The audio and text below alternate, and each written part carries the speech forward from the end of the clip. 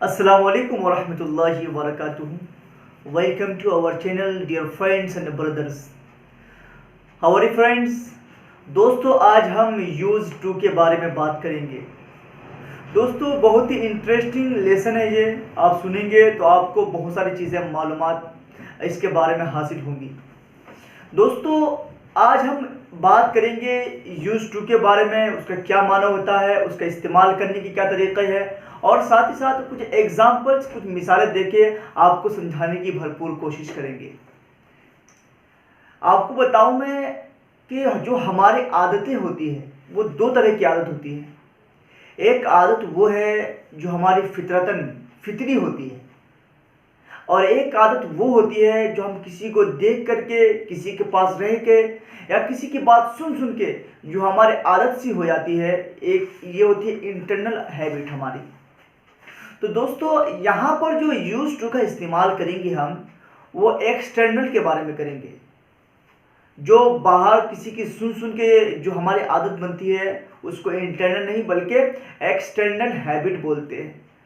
तो जो हमारी आदत या किसी चीज़ को बार बार सुनने की वजह से हम वैसे ही करने लगते हैं, तो उसी को इस्तेमाल करने के लिए हम यूज टू का इस्तेमाल करते हैं।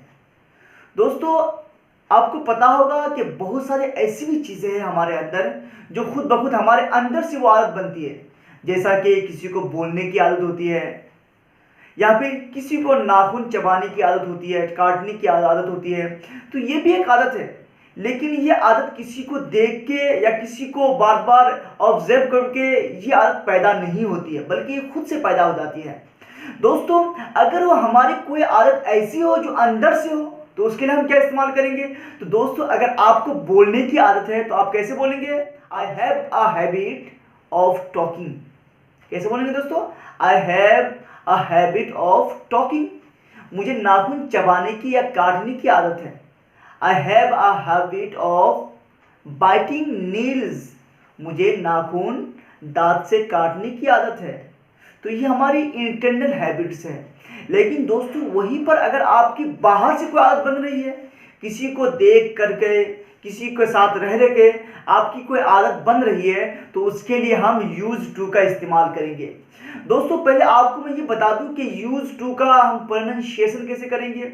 दोस्तों आपको पता होगा कि ये लास्ट में ईडी लगा हुआ है, जो सेकंड फॉर्म या थर्ड फॉर्म की तरफ इशारा करती है।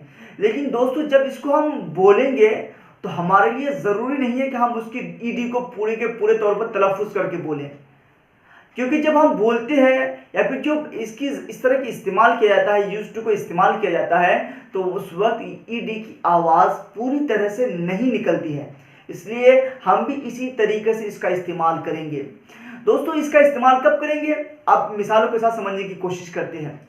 देखिए इसका एक रूल देखिए आप पहले, आप लोग रूल क्या है। यहाँ पर बी है, यूज टू है, वर्ब का थर्ड है, फोर्थ है फॉर्म है, जो उसकी चौथी शक्ल है वो है, यानी आईएनजी के साथ है।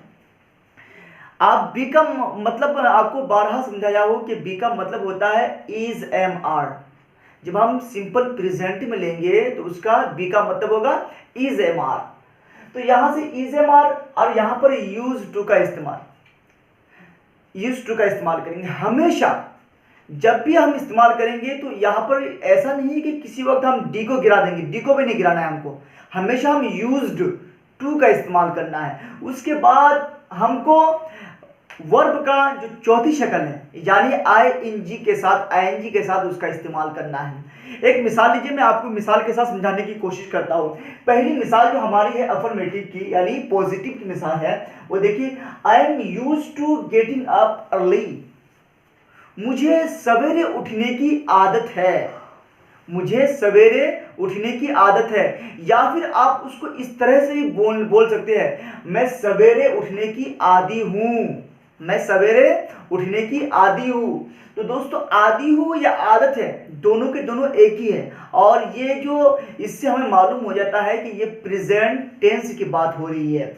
ऐसे हम बोलेंगे you are used to talking nonsense. You are used to talking nonsense. देखिए मैंने यूज्ड टू को बोला, लेकिन आपको ऐसा लगा कि मैं बगैर ईडी के साथ बोला। और ऐसे ही बोला जाता है।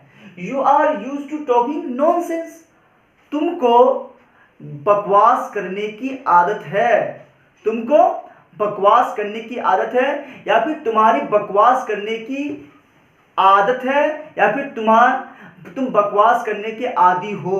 दोनों तरीके से हम इसका तर्जमा या फिर ट्रांसलेट इनटू उर्दू कर सकते हैं। ऐसी जो तीसरी मिसाल है हमारे दोस्तों वो ये है, he is use to reading books, he is use to reading books, उसको किताबें पढ़ने की आदत है, या फिर उसको किताबें पढ़ने की आदि है या आदत है। हम दोनों तरह से इसको बोल सकते हैं। ये तो हमारी पॉजिटिव या फिर अफर्मेटिव के जुमले रहे। अब हम नेगेटिव में आते हैं, तो देखिए दोस्तों कैसे इस्तेमाल करेंगे। He is use to taking tea, he is not use to taking tea, उसको चाय पीने की आदत नहीं है, या फिर वो चाय पीने के आदी नहीं है। हम दोनों तरह से बोल सकते हैं। ऐसे देखिए, he is not use to taking tea, ये तो हो गया। I am not use to hearing your lectures, I am not use to hearing your lectures, मुझे तुम्हारे लेक्चर सुनने की आदत नहीं है। तो देखिए यहां पर भी आदत का माना हम ले आ सकते हैं। तो ये दोनों जुमले नेगेटिव के रहे। दोस्तों कहीं पर ये सवाल आ सकता है कि जब नेगेटिव का इस्तेमाल कर रहे हैं तो फिर हम यूज टू का ईडी के साथ इस्तेमाल नहीं करेंगे, बल्कि उसको ईडी को लास्ट से गिरा देंगे। तो दोस्तों अगर ऐसा करेंगे तो जुमला गलत हो जाएगा। हम उसको पॉजिटिव में करें या नेगेटिव में करें, हमेशा यूज टू के साथ यूज का ईडी का रहना बहुत ही जरूरी है। ऐसे अब हम आते हैं इंटेरोगेटिव में। अब कैसे इस्तेमाल करेंगे देखते हैं।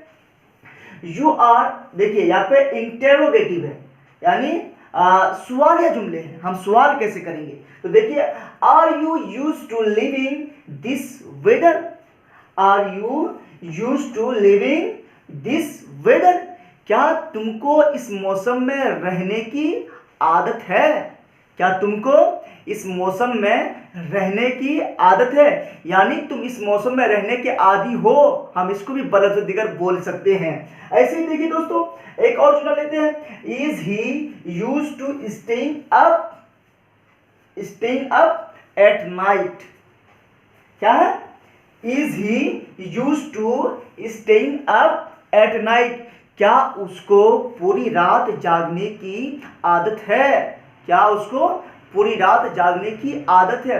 दोस्तों जब स्टे के साथ जब अप का इस्तेमाल हो जाए तो ये फ्रेजल वर्ब की तरह इसका माना होता है पूरी रात जागना। तो इसका माना क्या करेंगे, क्या उसको पूरी रात जागने की आदत है।